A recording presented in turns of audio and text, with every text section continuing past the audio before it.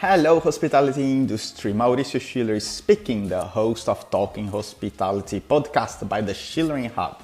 We are celebrating 2023 by doing a recap on our top episodes, and today it's Editor's Pick, the episode that our Schulering team chose as the most impactful of 2023. So we are going back to episode 15, Building Staff Engagement in Hospitality, featuring the one and only Dylan Beaumont. Rest in peace, my friend. In our chat, Dylan shared all his passion and commitment for the industry, his management philosophy for always being available for his team, and his engagement with lifelong learning and creating a learning culture with his team. Dylan's legacy must survive. Please enjoy this episode and Dylan's sweetness, and share it freely to inspire other GMs around the globe.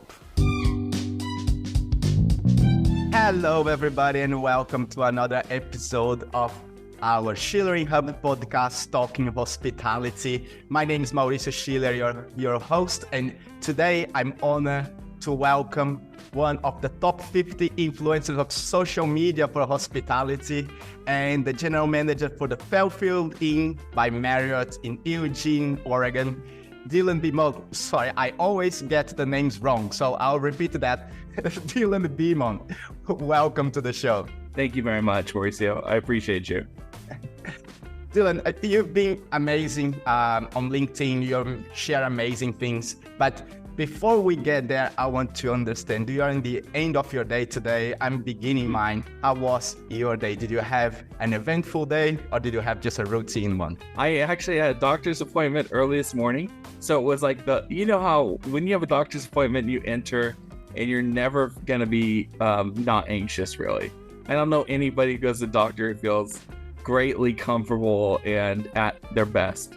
So for me, I wake up and that's all I'm thinking about. It's got to get this appointment taken care of. Got to get my morning appointments taken care of. So it's been a long day. and I was telling Mauricio earlier, it's hard also when you have difference of time zones. As I'm on the Pacific coast of the United States, and we are a hard time zone to work with for sure. So when you're talking about like appointments and webinars and phone calls, it's easy that I'll sign up for a webinar, it'll say 8 a.m. and I'll realize to talk about 5 a.m. Pacific time. I'm like, oh, what did I do? But thank you very much for joining us here and sharing a little bit of who you are and a little bit of your story as well. And I want to start asking, what is a routine day for a general manager? Yeah, when I start my day off, my first goal is I want to get here while most of the staff is here. So if I can meet with breakfast, meet with housekeeping, meet with engineering and my front desk, I really want to have my one-on-ones and set the day off as much as I can with each department. If I run late on a day and I miss seeing a department, it's a little bit of a bummer for me because I do want to touch base and be reliable to each of the different departments that work for me. I don't want them to all feel like, okay, I never see that general manager. My goal has always been to be the general manager that will actually see you. You hear auditors often say, I haven't seen the general manager ever, or I haven't met the general manager. I've heard that from my auditors.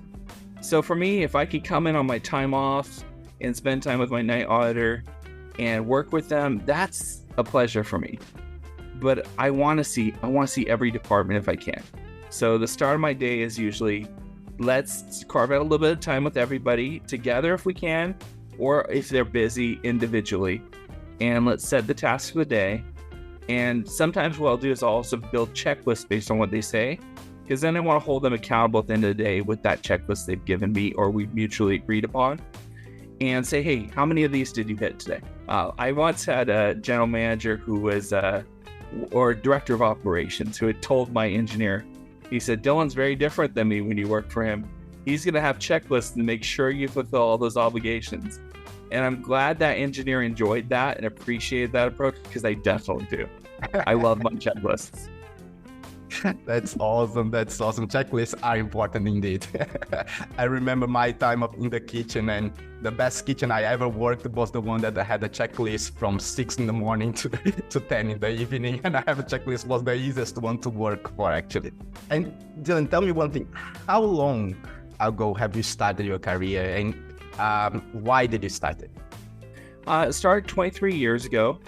I had worked in industrial robotics before as an assistant office manager, and that was within a family type of environment. So I ended up leaving that environment, which was a job by fortune, by good luck, and walking in when I was looking for my next job.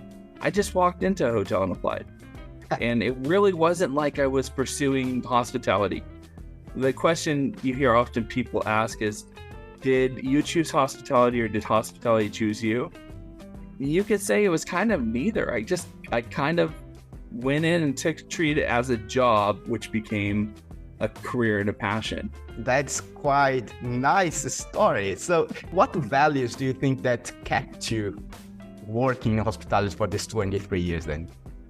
I'm happy to work with people. Like when someone's across from me, I want to work with them and make sure it's a good experience. And very rarely is it going to be a bad interaction, because if I don't have a reason to, I'm not going to bring any negativity to that experience. And if they're having a rough day, I know it's not towards me. I know that they've not met me previously. So usually you can look at your de-escalation techniques and see how you can work with that guest across from you. And at the bare minimum, if you're trying and they see that you're trying, they're going to walk away and it'll be a standard interaction. But in most cases, that guest might come around with the next worker, or they might come around before the end of their stay, and they'll identify, or sometimes in a rare occasion, they even apologize. And they don't even need to. You know, nobody's sitting here holding it against you if you have a long day or a bad day. Like for us, when we're in service, we're trying to make this a good experience for them, regardless of how hard their drive was, how loud it was, how many times they ran out of gas, well, how many flight delays they had, how many often times did we hear that, you know? Yeah. So for us, it's just about, you know, bringing them back to square one and having a good check-in, a good memorable interaction, if possible. Hospitality as a way to change how people feel, right? It's amazing. For sure. Beautiful. Beautiful. And was hospitality very different back then when you started? Yeah. Oh, hospitality's changed so much in the time since I started. Bosses were rougher. People didn't have a sensitivity for you having an emotional day or a stressful day or being depressed. Thankfully now we identify that we all have the right to those emotions, but also we weren't really, I don't feel we were paying as much attention or had the opportunity to. If you think about it, when I started in hospitality, the phone rang constantly because the questions weren't answered as easily. So technology has allowed us to have answers very quickly, very smoothly through the phone in the palm of your hand. So mobile search has exponentially changed what we do. And it's also allowed us to have more time with our guests. I remember when I worked in California, starting in hospitality, there were weekends that were sold out, that it was a phone call after a phone call after a phone call with a line in the lobby, and the phone would ring 3 rings for every ring. So it would never stop ringing, and you could never get caught up. So there are some definite blessings that we see now with technology, and also in the avenues that we can utilize to interact with guests. So what I see now is more opportunity for us to actually relate to our guests, whether that's email or chat or text, or it's just they can get a hold of the answers they need through our website or through a chat bot. That's all relative now. Whereas when I started, it was a phone call. It was really a phone call, or walk in and ask questions. And that would just create so much more of a bog of persons. And it just seemed an immobile lobby, whereas you didn't have the opportunity to spend time with each person. Instead, you were more focused on, how do I clear my lobby of these people?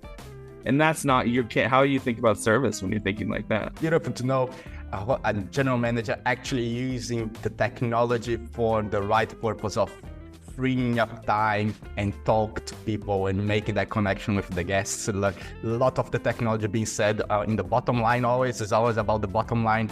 But here's a great example of using technology for the right reasons, right? For sure. And what is the most challenging aspect about the career lists? When it's operations, when you're in charge, you have a lot of thought that goes into being reliable to the people who are beholden to you and that you're beholden to them. And you want to make sure you're reliable. I had said when I was writing to you earlier, I had mentioned managers on duty when I first started, they never wanted to take the calls from the workers. They never wanted to give up their weekends or the evenings. I never want to be that person, ever. I wanted my workers to know they could reach me if they need an answer. They could text me at any hour. There's no wrong questions. There's sometimes I'm like, wow, I've trained you on that. I wish you would remember that.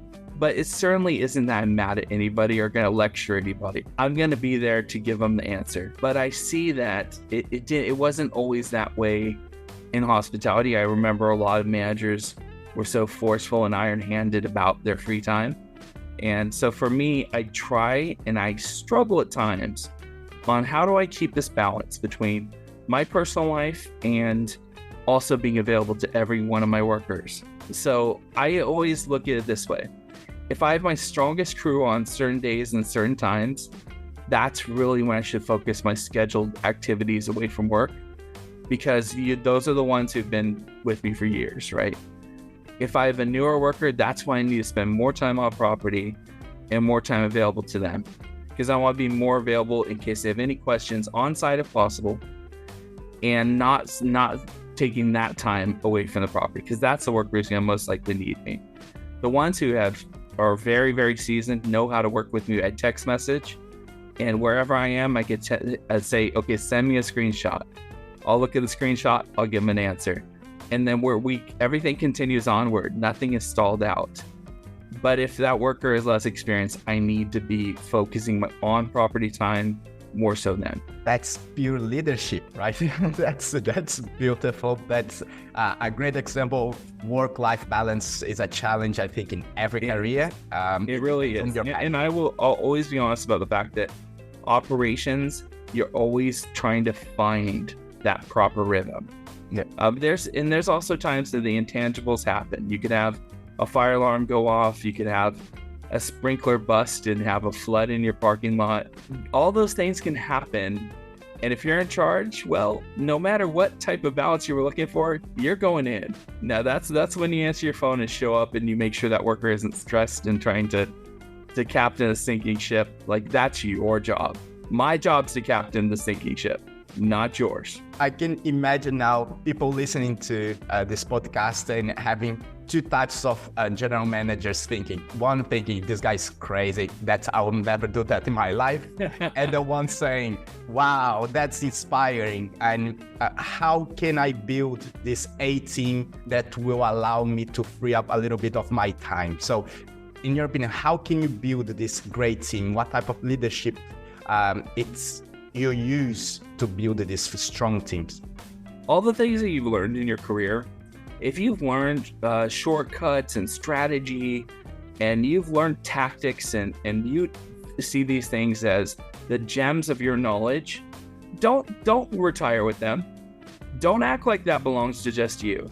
And I've had workers even tell me, Dylan, I really don't want to train somebody, because then what does that become of me? I'm like, you're a better worker then. If you make somebody a better worker, you can delegate to that person those tasks that hold you back. If you don't like checking the chemical levels in the pool several times a day, can you train the houseman to do it? What can we do to cross-train and share knowledge that will better another worker, but also liberate you at the same time? So many workers have came to me in the past, and in a sheer sense of competitive nature, they don't want to share those gems of their knowledge. What happens if you retire with them? Who benefited? Nobody. So I think it's in our best interest. If you've learned something, you should share it. And then if you see an entrepreneurial worker that is putting efforts and strides forward, and you notice that progress in them, and they want you to notice that progress in them, teach them the whys behind the job. Teach them why something functions the way it does. Teach them why we do a certain authorization the way we do, or why we do a group resume the way we do. Teach them that managerial level of knowledge or supervisory level of knowledge, because at the worst case scenario, you're bettering that person for their future. And in the best case scenario, you might be building somebody who can take a future rung in your company's ladder and better your entire company. But nothing's gonna happen positive if you retire with that knowledge. So our best motivation should be, how do I share these things I've learned? How do I encapsulate it in a way that benefits that worker that's currently learning? And if you see a worker who's trying and striving, you should reward them by giving them more knowledge. This is beautiful. This is a great example. And we're talking about leadership and sharing in the workplace. But I got to know you. Big shout to Paula Carreirão that pointed me in your way. Someone that when I asked her, do you know any hotelier that I should be following and trying to talk to? And she pointed you straight away. So thank you for that. Thank you, Paula. I think Paula is wonderful. And I'm proud of her because we are seeing in real time somebody who went from being the face of a company to what may be the face of another company, and the rise of her career. Like, I feel it's just so exciting to see somebody on an international stage be the face of companies, like to be the representative of companies. And I'm immensely proud of her. Yeah, being Brazilian, I'm immensely proud of her as well, because it raises that voice of our country as well. But the thing is that you share so much on LinkedIn, and you share funny stuff, you share curiosities about the past, and you praise your people as well on LinkedIn. How do you use LinkedIn for your leadership with your team? Do you invite your team to join LinkedIn as well? How is that relationship? That's such a wonderful question. I try to lure them to LinkedIn every chance I get. Yeah. Now, some are interested, some just think it's old person Facebook. I definitely am sitting there trying to be behind the tug of war on my side, trying to reel them over. I've got a few, but more so, even if they don't, what most commonly happens during our work week is I'll see something and I'll turn my screen and invite them in my office to share with them, just because I want them to see this thing I experienced, and I want them to experience it. They don't have to sign up but I do want to share that thing. Sometimes you learn something about like the history of a business, or you learn about the motivation of a boss. And it really hits home. I remember I was watching an interview with Arne Sorensen, a former president of Marriott who's passed away from cancer. And Arne had said in an interview that he makes sure that when he's telling stories about the boardroom at Marriott, he's not just telling the stories about the blue chip upper graduates from the top universities. He's also speaking about the person who worked their way up and worked every position along the Marriott ladder to get to where they are today. He said, because that person has just as much value as that blue chip graduate who had the $500,000 education. And I really love that, because what he was essentially saying is Marriott, the boardroom, isn't isolated to just those who have. You could dream and you could become and you could be there just like anybody else. And your matter and your worth is the same as theirs. And I thought that was so fantastic. Stuff like that, if I see that, I want my workers to hear it too, because it has substance. And I might watch 300 hours of video casts or podcasts, and there might be that 30 seconds. And so if I went through that and I've heard some droney lectures and nothing was substantial but that 30 seconds, and you hear it, and when you hear it. Once it starts, sometimes I'm like, there it is. I write the time down. I'm like, I'm clipping that. I'm sharing that. Because sometimes, I swear, The minute you hear them start talking, you're like, that's a moment. I've been influenced by some of your short videos there when you speak about hospitality, when not you, but the people that you are learning from are speaking about hospitality, and you always share that short videos, 30 seconds, 1 minute, Yeah. and it's really inspiring, and I'm glad that you call people to your office just to watch that. And Yeah, absolutely. Just like I said earlier, you can't steal these gems of knowledge just for yourself. Like if you come across something and you know it hits you and it created an emotional response, don't just keep it to yourself. You should really share it. And to me, that might be humor too. It could be a quote from a book. It could be humor. My workers are proficient at, oh, hey, can you come take a picture of this page for me? They know exactly what I'm doing. This is my life. Is very humorous to them at times too. There'll be a package in the mail and I'll say, what is it? They'll say a book. I'm like, what kind of book? They're like, hospitality, Dylan. That's awesome. That's awesome. And now, who are the leaders you look up to? Who are the people that inspire you? Yeah, definitely Arne Sorensen, the former president of Marriott, definitely influential. And then it could be really honestly be anybody, but and I don't want to shortchange anybody at the same time because I'm in touch with so many people who are impactful. I talk to Russell Edmonds many times throughout the week. He has a show on air with Russell of Hotels. It's on Tuesdays at 1 o'clock Pacific time. And sometimes my most fun is just the banter of going on Instagram Live with him, and we talk about our industry. And that isn't it. We're not necessarily sharing incredible quotes or incredible humor. Sometimes it's just nice to talk your industry, just like we are now. It's just nice to hear people who've been boots on the ground. They've experienced it. It just feels good. Like when I started to talk to hoteliers, to talk to the industry people, and I decided to create the podcast because I was talking to Juliana Han. She's a copywriter based here in Europe, and it was such a great chat. And I spoke to my team and was like, why we're having this chat and nobody else is having this chat? So let's talk to people and record because we need to share this. Like there's so much inspiration for everybody, and we don't owe the industry. We don't know anything because the industry is always changing. So let's just start that conversation and inspire people to think about how we can do better in our own little bubble, and that can influence the bubbles around, right? I want to say one thing. Somebody who really impacts me in a subtle way every single week. Robin Coleman. Robin Coleman works for Carver Companies in Atlanta, Georgia. She's a task force manager. They'll go in and help out housekeeping teams or help out operations teams. But every week she's taking pictures with her staff and video with their staff. And she says, it's Saturday.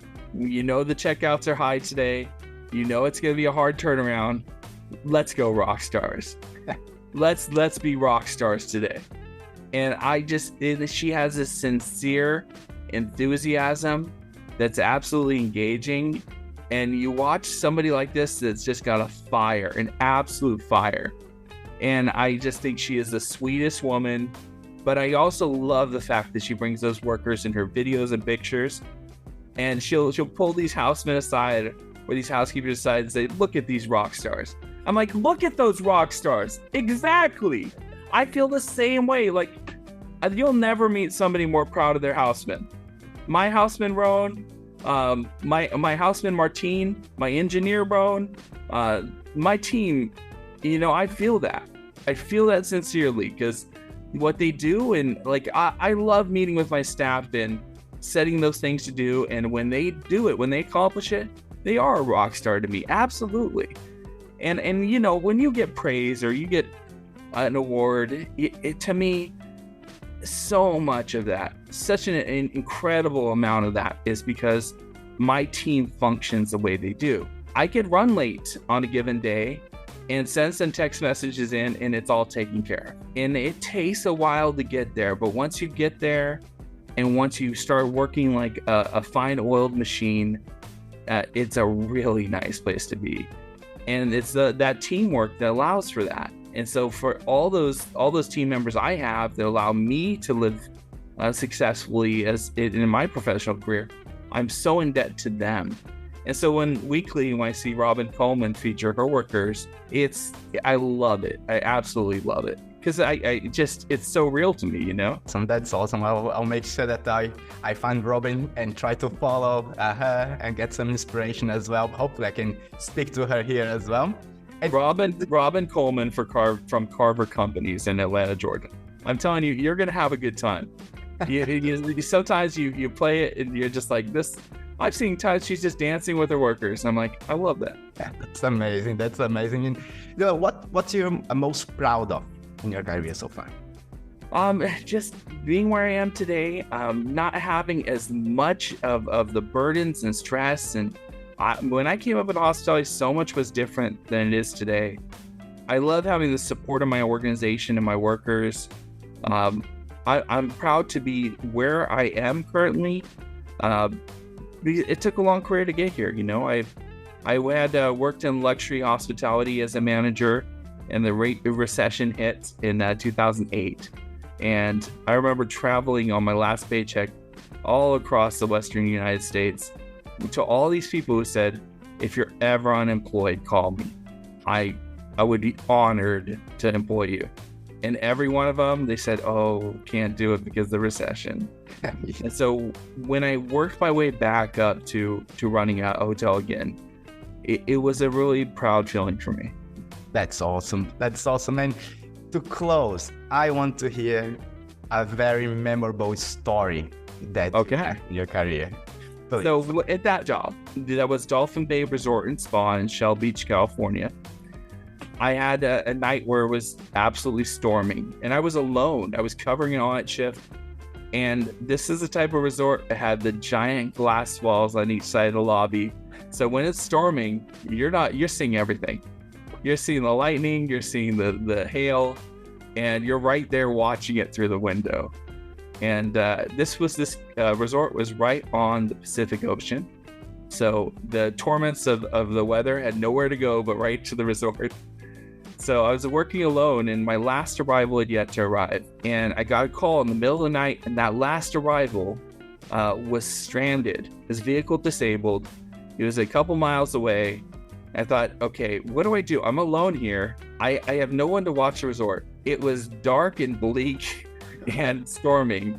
So I locked up the building, and you really don't want to do that ideally. But it was just me, and I'm making a decision on behalf of the business. Yep. So I locked it up. I took our company SUV to where his van was disabled. And I'm in dress clothes. I'm in suit jacket, tie, white shirt, dress shoes. And here I am coming across this disabled van in the middle of the road. There is mud and rain and hail. It was a mess. I go knock on the driver's window and let him know, hey, I'm here for you. I'm from the resort. He's like, okay, great. Let's see if we can push this out of the way. So we push this van in this terrible weather, and we are a mess in the mud. And we get this van into the nearest parking lot, and we didn't even park it properly. It was parked at about 45-degree angle. I'm like, that's gonna have to do. Then I called that business on the spot, left them a voicemail, said, this vehicle, do not tow it. Like, I did this. Here's my name. We got in the SUV afterward, locked this van up, and we are a mess. I'm seeing my white dress shirt was like a penguin. It was stained black and white all the way down. My dress shoes were an absolute mess, caked in mud. So we take this drive back to the resort, and this last arrival worked for a country radio station in Central California, several hours away. He just had his bag of belongings. He also was in dress clothes, and he looked like he had the longest day of his life. We just introduced ourselves, didn't have much of a deep conversation because he looked like he had been completely spent. So I get him back to the resort. He gets and grabs some snacks from the lobby, and I said, it's on me, please. go ahead and get a good night's sleep. Give me your keys. I'll take care of getting the vehicle towed here. Don't worry about a thing. I got you. And he just looked back at me, and I handed him his room keys. And he said, I just don't know what to say. And I said, just get a good night's sleep. Don't worry about it. I said, don't worry about this at all. And I wasn't going to mention it to my ownership or executives because I left the resort. You're not supposed to do that. So after I sat there cleaning the floor from the mud I brought in, after I changed my clothes, I get the next shift situated and I go home and get some sleep. I didn't know that gentleman was to do a live radio remote from one of our penthouses the next day. He was a radio DJ, and he was going to do a promotional event from one of our penthouses. So I went to sleep, knew nothing about this radio event going on, and I woke up and I had tons of missed calls. Just tons of missed calls. Because that DJ then told the story the next day on the air, mentioning me by name, and the owners and executives of the resort were just bowled over. They were shocked.